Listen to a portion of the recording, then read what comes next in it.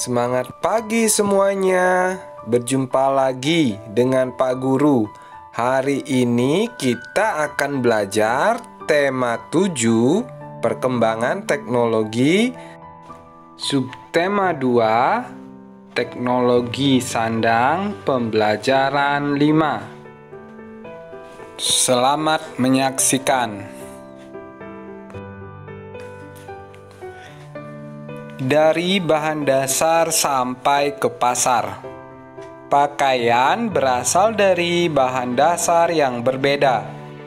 Ada yang berasal dari kapas dan serat daun.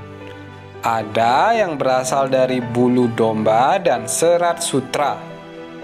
Bahan dasar pakaian banyak didapat dari lingkungan sekitar. Petani dan peternak menyediakan bahan dasar pakaian. Petani menyediakan kapas dan beberapa jenis daun. Bulu domba disediakan oleh peternak domba. Serat sutra disediakan oleh peternak ulat sutra. Bahan dasar dikumpulkan dan dibawa ke pabrik pemintalan. Pemintal memintal bahan dasar di pabrik pemintalan. Mereka memintal bahan dasar menjadi benang. Pemintalan dilakukan dengan mesin-mesin modern.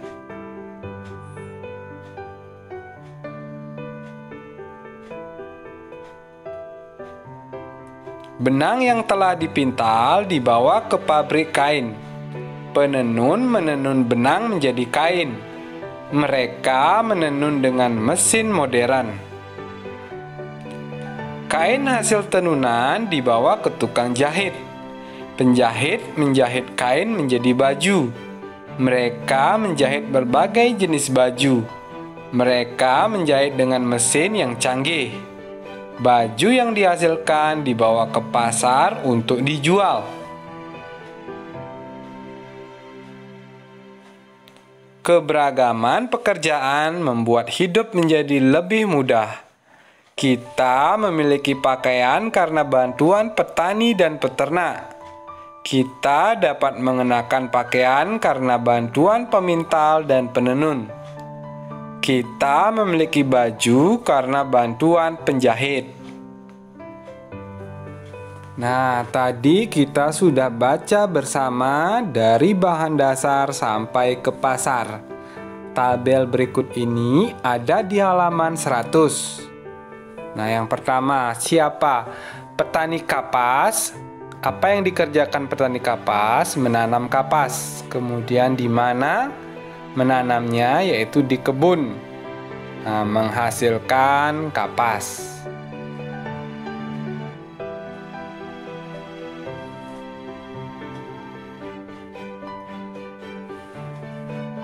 Berikutnya, peternak. Apa pekerjaannya? Budidaya domba. Kemudian di mana tempatnya? Di kandang. Hasilnya adalah bulu domba. Pemintal. Pekerjaannya memintal bahan dasar. Di mana? Di pabrik. Kemudian hasilnya adalah benang. Berikutnya, penenun. Pekerjaannya adalah menenun, dilakukan di pabrik, kemudian menghasilkan kain. Tukang jahit. Nah, pekerjaannya menjahit, kemudian di rumah industri, kemudian menghasilkan baju.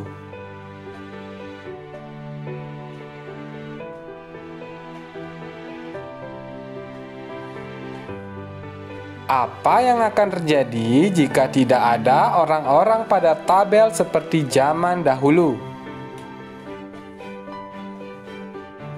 Nah, dibahas bersama ya.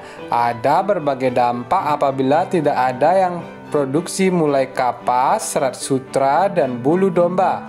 Salah satunya orang-orang tidak mengenakan baju dengan bahan kain. Hal ini dikarenakan tidak ada yang memproduksi kain dan Penjahit tidak memproduksi baju dari kain. Itu dampaknya. Amati kembali tabel yang sudah kita buat. Berdiskusilah dengan teman di sebelahmu tentang jasa setiap pekerjaan. Orang-orang yang berjasa membuat pakaian. Mari kita bahas bersama. Mulai dari, pakaian kita itu dibuat mulai dari, ada petani kapas, peternak ulat sutra, peternak domba, pengepul bahan dasar, penenun, sampai ke tukang jahit.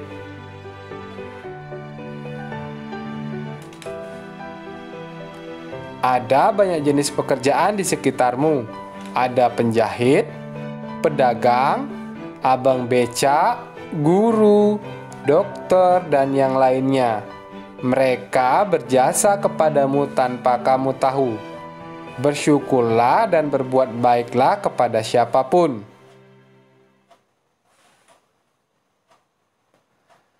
Ikutilah langkah-langkah berikut.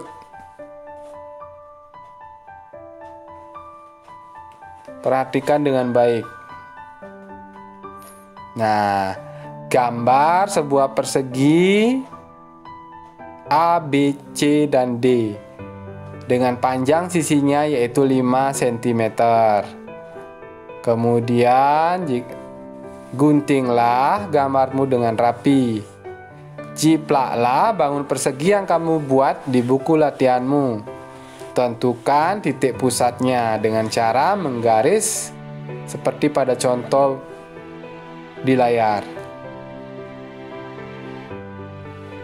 Ketika sudah diisi titik pusatnya itu, cobalah memutar karton persegimu searah jarum jam. Apakah bangun datar tersebut dapat memenuhi garis yang kamu buat dengan tepat?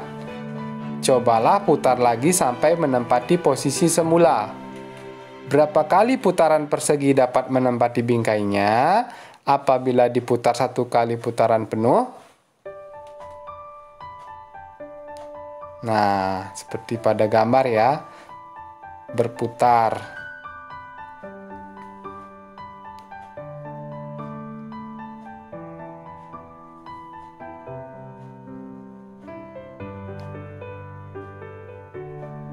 Gambar yang sudah kamu gunting diberi huruf A, B, C, D, kemudian gambar yang lagi satu ada di kertas, sama persis dengan gambar yang dipotong. Jadi sama juga isi A, B, dan C dan D. Kemudian putar mulai dari A ke B, kemudian B ke C. Apakah saling menutupi? Berikutnya kalian menggambar segitiga sama sisi. Segitiga sama sisi ini udah pasti ketiga sisinya sama ya.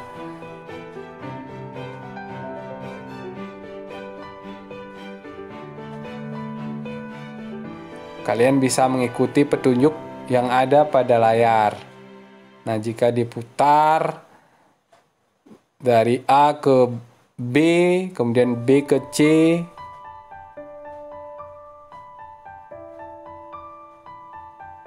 harus saling menutupi. Itu namanya simetri putar. Jika bangun datar yang diperagakan ini menutupi gambar yang ada di bawahnya itu.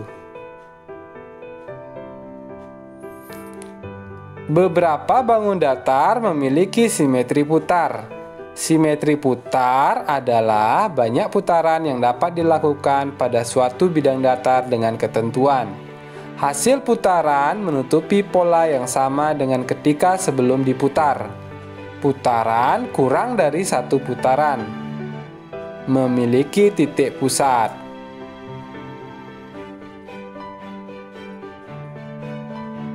Perhatikan tabel berikut ini. Tabel ini akan Pak Guru isi langsung ya, sesuai dengan percobaan yang sudah dilakukan.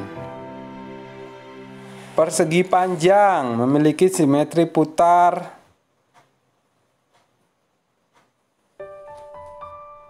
Iya, banyaknya 2. Kemudian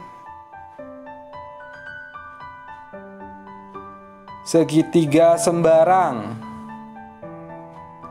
Apakah memiliki simetri putar? Tidak, karena ketiga sisinya berbeda. Sudah pasti banyaknya itu diisi dengan 0.